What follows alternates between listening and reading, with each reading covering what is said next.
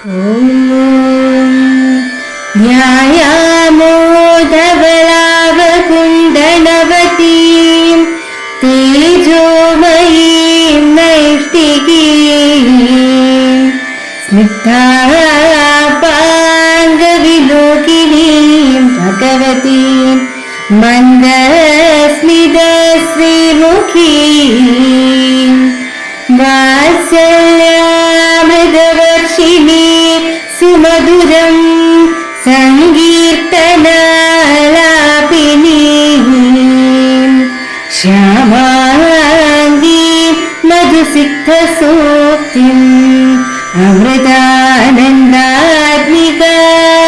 ഈശ്വരീം ഗജാനനം ഭൂതഗണാതിസേവിതം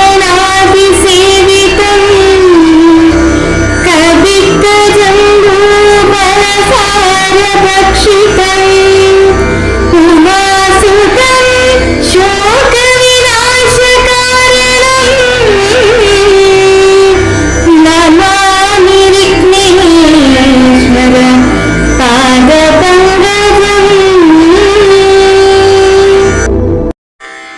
കൂജന്തം രാമ രാമേതി മധുരം മധുരാക്ഷരം ആരുഹ്യ കവിതാശാഖാം വന്ദേ വാൽമീകി കോകിലം. ഓം ഹരിശ്രീ ഗണപതയേ നമഃ. അവിഘ്നമസ്തു. ശ്രീരാമ രാമ രാമ ശ്രീരാമചന്ദ്ര ജയ. ശ്രീരാമ രാമ രാമ ശ്രീരാമഭദ്ര ജയ. ശ്രീരാമ രാമ രാമ സീതാഭിരാമ ജയ. ശ്രീരാമ രാമ രാമ ലോകാഭിരാമ ജയ. ശ്രീരാമ രാമ രാമ രാമനാഥ രാമ. ശ്രീരാമ മമ ഹൃദി രമതാം രാമ രാമ. ശ്രീരാഘവാത്മാ രാമ. ശ്രീരാമ രമാപതി. ശ്രീരാമ രമണീയ വിഗ്രഹ നമോസ്തുതേ.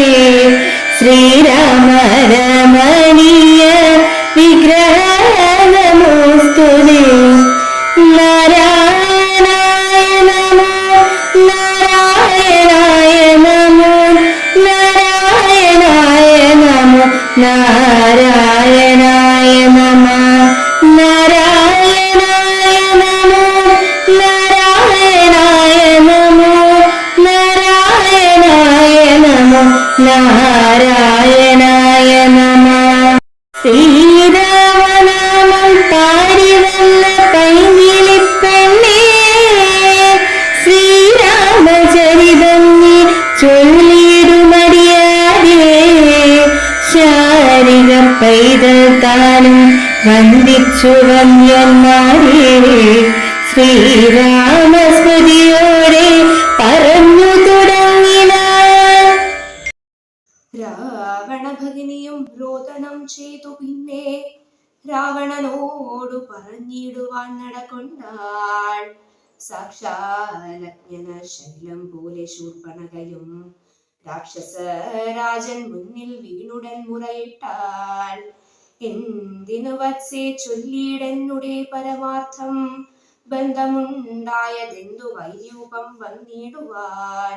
ശക്രനോ കൃതാന്തനോ പാശിയോ കുബേരനോ ദുഷ്കൃതം ചെയ്തതവൻ തന്നെ ഞാൻ ഒടുക്കുവാൻ.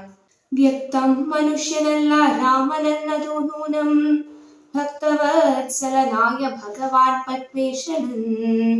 മുക്തിദാനൈകമൂർത്തി മുകുന്ദൻ ഭക്തിപ്രിയൻ ദാതാവ് മുന്നം പ്രാർത്ഥിച്ചൊരു കാരണമില്ലോ. ഭൂതലേ രഘുകുലേ മർത്യനായി പിറന്നിപ്പോൾ എന്നെ കൊല്ലുവാൻ ഒരുമ്പെട്ടു വന്നാലെങ്കിലോ ചെന്നു വൈകുണ്ഠ രാജ്യം പരിപാലിക്കാമല്ലോ.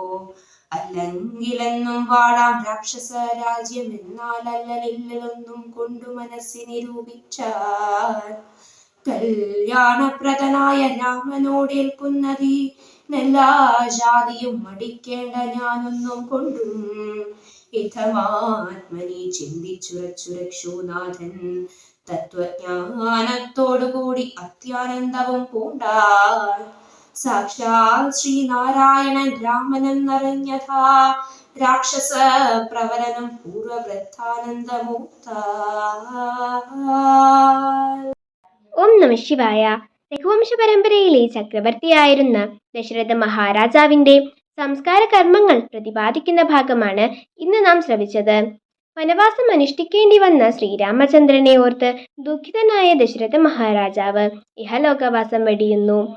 തുടർന്ന് ദശരഥ മഹാരാജാവിന്റെ സംസ്കാരക്രിയകൾ നിർവഹിക്കാൻ ഭരതകുമാരൻ തയ്യാറാകുന്നു.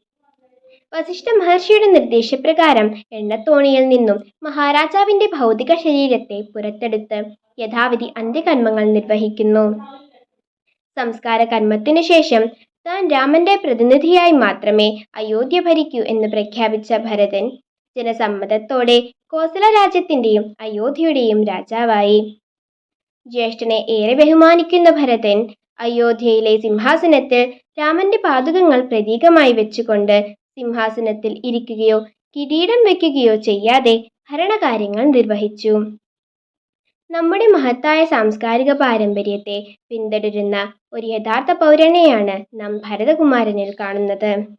താൻ ഇച്ഛിക്കാതെ വന്നു ചേർന്ന സൗഭാഗ്യങ്ങളിൽ തെല്ലും താല്പര്യമില്ലാതെ തന്റെ അച്ഛനെ പോലെ ജ്യേഷ്ഠനെ കാണുന്ന ഭരതൻ എന്ന വ്യക്തിയെ ഇക്കാലത്തെ മാനവ സമൂഹം മാതൃകയാക്കേണ്ടതാണ്. ഓം നമഃ ശിവായ.